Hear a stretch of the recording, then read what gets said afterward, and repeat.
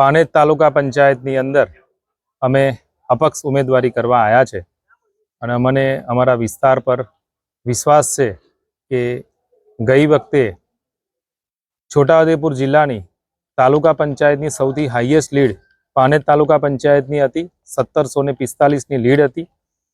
આ વખતે અમને ટિકિટ આપવામાં નથી આવી. ઘણા સમયથી મને સાઇડટ્રેક કરવાની કોશિશ કહેવાતા નેતાઓ કરી રહ્યા છે. એટલે આજે મેં અપક્ષ દાવેદારી નોંધાવી છે અને મને વિશ્વાસ છે, મારા વિસ્તારની જનતા પર વિશ્વાસ છે કે મારી જીત નિશ્ચિત છે અને લીડ પણ નિશ્ચિત છે.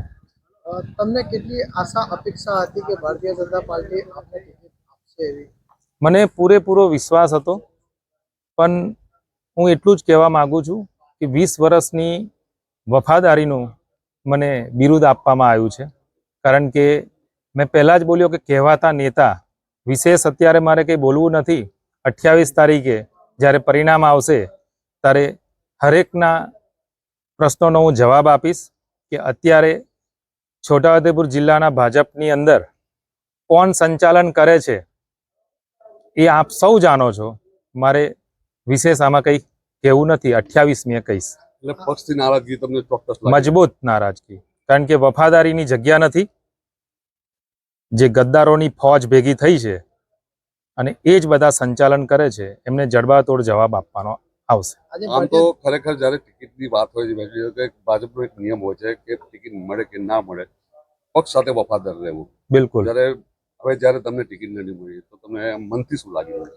પણ જેને ટિકિટ મારા વિસ્તારમાં મારી જગ્યાએ જે ભાઈને ટિકિટ મળી છે એ પોતે સક્રિય સભ્ય પણ નથી, ક્યારેય ભારતીય જનતા પાર્ટીનો ખેસ નથી પહેર્યો, કોઈ જગ્યાએ કોઈ મિટિંગમાં નથી આવ્યા.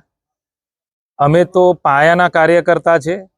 યુવા મોરચાથી શરૂઆત કરી હતી, ઝંડીઓ રોપેલી છે અને અત્યારે એકલી મારી સીટની નથી વાત કરતો, આપ પૂરા ઉદયપુર જિલ્લાની અંદર અને ખાસ કરીને બોડેલી નગરની બી વાત કરું તો કેવાને ટિકિટ મળી છે અને એ ક્યારથી ભાજપમાં છે એ આપ સૌ જાણો છો. એટલે હવે એ જે મોદી સાહેબનું સૂત્ર હતું કે કોંગ્રેસ મુક્ત ભારત, એની જગ્યાએ કોંગ્રેસ યુક્ત ભાજપ ઉદયપુર જિલ્લાનું થયું છે અને કોંગ્રેસના જ કહેવાતા નેતાઓ આ ટિકિટોની વહેંચણી કરી રહ્યા છે. એની સામે મારો વિરોધ છે. અપક્ષમાં તમારો વિજય થાય તો આગામી રણનીતિ શું રહેશે તમારી? એ 28મે નક્કી કરીશું આપણે. આપ બધા અહીંયા છે, હું પણ અહીંયા છું.